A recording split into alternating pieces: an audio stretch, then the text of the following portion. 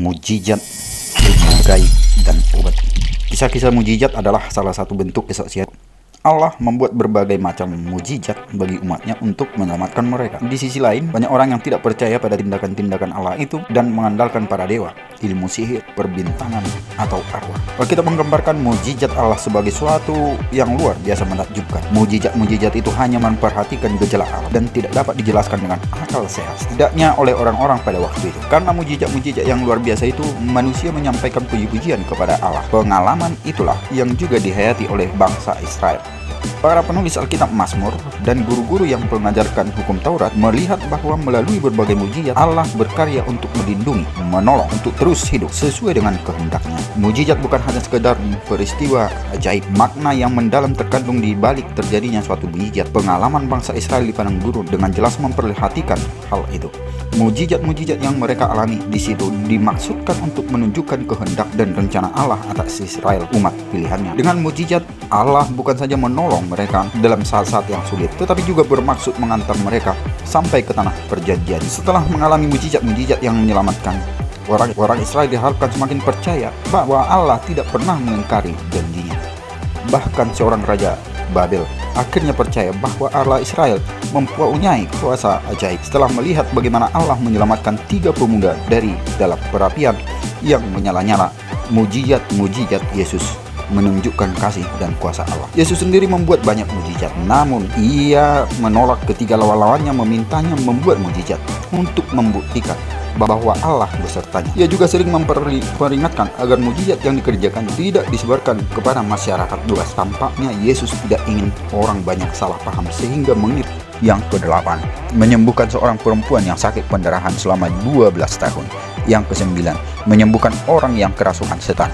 Yang ke-10, menyembuhkan 10 orang kusta. 11, menyembuhkan orang lumpuh di Kapernaum.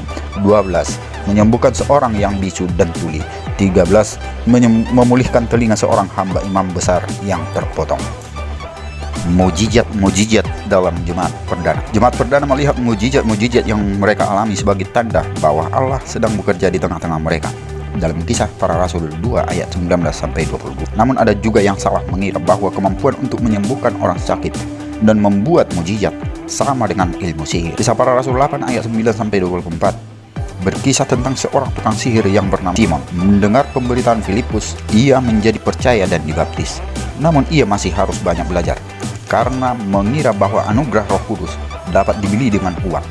Rasul Paulus menyatakan bahwa mujizat adalah salah satu bukti kerasulannya. 2 Korintus 12 ayat 12. Ia juga mengatakan bahwa mujizat yang dikerjakannya telah memimpin bangsa-bangsa lain kepada ketaatan. Sihir, tenung, dan ilmu gaib. Sihir dan ilmu gaib berkembang di tengah masyarakat sejak dahulu kala.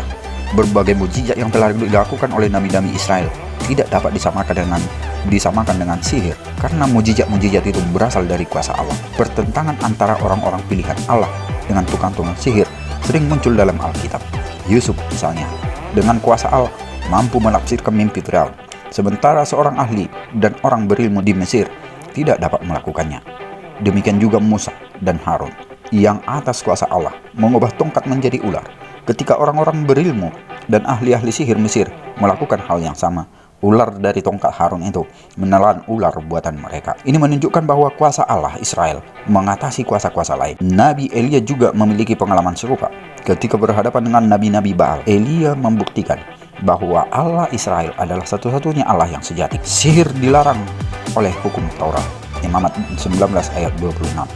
Percaya akan kuasa-kuasa roh atau kuasa-kuasa lain di luar Allah menunjukkan tidak percayaan kepadanya. Hukum Taurat menjatuhkan hukum berat kepada orang-orang yang mempraktikkan ilmu sihir. Saul, raja Israel yang pertama, menjadi contoh buruk karena dalam situasi sulit ia tidak meminta pertolongan kepada Allah. Ia malah pergi kepada seorang tukang sihir yang disuruhnya memanggil arwah Samuel. Suku-suku Israel yang tergabung di kerajaan utara berpaling dari Allah dan menyembah bintang-bintang dan mempraktikkan ilmu sihir atau menyembah berhala-berhala seperti Asyera dan Baal. Akibatnya Allah murka terhadap mereka dan membiarkan mereka dibuang ke Asyur. Tindak tanduk Manasye, raja Yehuda, juga tidak disukai Allah. Ia memuja segenap tentara langit dan lebih percaya kepada para peramal dan pemanggil roh.